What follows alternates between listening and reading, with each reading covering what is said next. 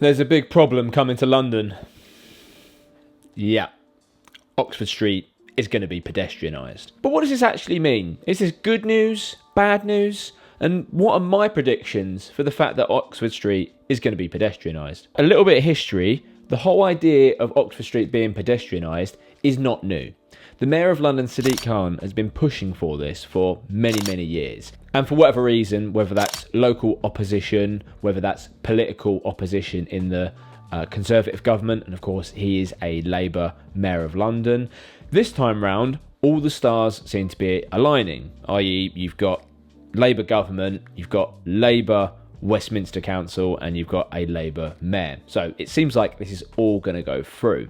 Now, we're yet to see what the actual full plan is of this pedestrianisation, because lots of different ideas have been floated over the years. Some of the consultations I saw with like previous iterations of this didn't look too bad, because the thing is, if they pedestrianise a lot of Oxford Street, you have to make the north and south routes a little bit more accessible. So we actually got some better options when it came out of some of those little streets that are near the Selfridges kind of Mayfair area. Why do we need to pedestrianise Oxford Street? Well, I'll take a little excerpt from Sadiq Khan. Khan said urgent action was needed so that the mile-long street could, quote, once again become the leading retail destination in the world. End quote. You probably didn't say it like that. I get that, you know, pedestrianising quite busy shopping areas, because fundamentally it's nice. Like, look at Europe. I've got some examples here. You've got the Kantnerstrasse in Vienna. Hope I'm pronouncing that right. St. Catherine in Bordeaux. And I mean, there's one in Copenhagen. Like, many European countries have really nice pedestrianised shopping districts, but they're kind of more smaller districts. We've kind of already seen this with Covent Garden, right? The whole piazza is pretty much pedestrianised now. You can no longer do that. So that's pretty much all pedestrianised now. And as is Seven Dials. You can't cut through it. There's no point of driving into Seven Dials. So for all intents and purposes, that might as well be pedestrianised. But I kind of get those, because they're like a small clustered area anyway. Like, all the shops are in close proximity to one another. Where I think Oxford Street will fall down is the clue in the article.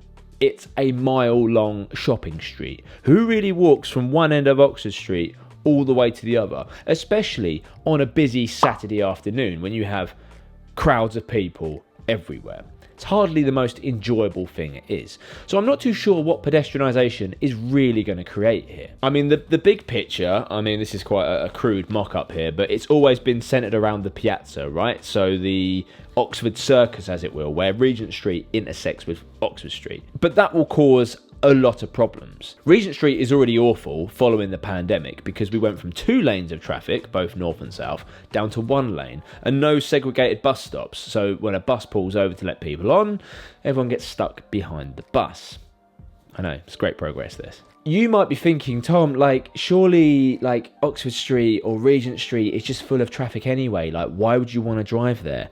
The issue is, these are really important thoroughfares, but it connects the city of London all the way over to Bayswater. You can look at it on a map. It's a really long, straight road. It has its origins as a Roman road connecting Essex to Hampshire. And it was only in, the 19th century, the early 19th century, when we had the construction of the New Road, which is the Euston Road and the Marylebone Road, specifically to ease congestion on Oxford Street. Right, so let's go look at some of these problems. Obviously, I've got a very big hammer that has the words taxi driver written on it. So I'm going to try my best to strip away from my bias as a cabbie and really look at what this could actually mean.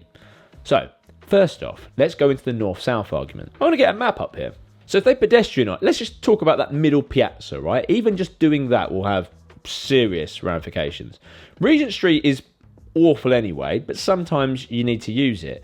You only really have 2 other options of getting north, maybe 3 if you count Poland Street. So the first is Wardour Street. I use Wardour Street quite a lot because there's no traffic lights along it. There's not really any reason to get stuck behind anything unless it's maybe a bin lorry or something like that. And And even if I'm on the line of Regent Street, so even if I want to go up into like Regent's Park, it's sometimes in the day best to cut into Wardour Street and then cut back out onto Portland Place at some point, or Great Portland Street. The other option is Poland Street, so you can do a bit of a wiggle through that bit of Soho. That works. And then beyond that, if you go a bit west, you've got Hanover Square, Hollis Street, but then you have to do this sort of weird shimmy and wiggle around Cavendish Square. But I can't imagine just the sheer chaos it's going to bring with all the buses being diverted for all of that. I mean, the buses certainly are not going to be squeezing through Soho, so that option's off the table. The only thing they've really got is Hanover Square. So instantly, the Hanover Square option's off the table, and then everyone else is going to go through Soho. So, going to be a nightmare. The other thing people don't realise is that Oxford Street is already restricted quite heavily to traffic anyway. Technically, from 7 a.m. till 7 p.m, Monday to Saturday, it's buses, taxis, cycles only. You can't go over the Oxford Street, Piazza, Centre bit, Circus, whatever, unless you own one of those free modes of transport. I mean, I'm not entirely objected to like partial pedestrianisation. I think that will work if they work out the use cases of how people use Oxford Street, because I need to use bits of it, right? It's very rarely that I go from the whole east to west or from west to east. I'll only do that late at night, early in the morning when I know there's not much traffic about, because often, depending on where I'm going, of course, it's better if I cut up or cut down. So I'll just be on it for a short sliver before I escape elsewhere. So you need these little kind of little access points, if you will. Let's just say I get hailed down like Shaftesbury Avenue, right? And I need to get to Marylebone Station. Well, I'm going to cut through a bit of Soho. I'm going to go over bits of Oxford Street, either straight up Wardour Street and into Berners Street, or I'll come out the forced left turn out of Poland Street and along a bit of Oxford Street before I dive up into Great Portland Street. You just need those little slim access points. But the whole pedestrianisation, I think, will be just brutally bad. Let's look at this from the main aims and agenda of the Mayor of London, Sadiq Khan, which is he wants to make it a thriving retail destination. Well, I think the biggest problem is that the street is a mile long. When I'm on Oxford Street, the most common journeys I get is, say, if I'm down the western end, like by Selfridges, and someone says, oh, can we go to this shop down the eastern end? Or they'll want Covent Garden, or they want Harrods. So it's pretty much saying that people who are in the area shopping, when they get in a taxi, they want to go to another shopping area. So if you pedestrianise it, and I can't drive along those streets, I can't get people to other shopping destinations. You are then inhibiting their ability to go shopping and retail. The primary objective of pedestrianising Oxford Street.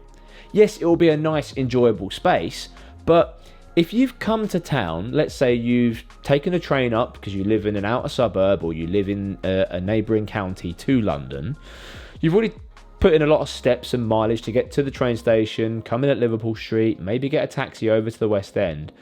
But there's going to become a point in the day where you're like, I'm really quite tired now. I would like to go to more shops, but I can't really get about. And you're then stuck on Oxford Street. You can't hail down a taxi because all the street has been pedestrianised. How are you going to get around? It's quite easy to look at like an age demographic of, say, someone in their 30s, 40s. But when you're getting into like 50s, 60s, 70s, and you've got mobility impairments, are you really going to walk the whole length of Oxford Street? No. So it severely caps and limits where people can go shopping. It's why shopping centres and shopping malls generally thrive. If they've got like a free parking, then people will go to those because they've got a lot of shops in a hyper-concentrated area, rather than trying to get into a small town, navigate parking and logistical issues like that. Pedestrianisation is going to create more friction. People aren't going to be able to move around as easily. So that's retail that's going to be affected by this. The other one is emergency vehicles.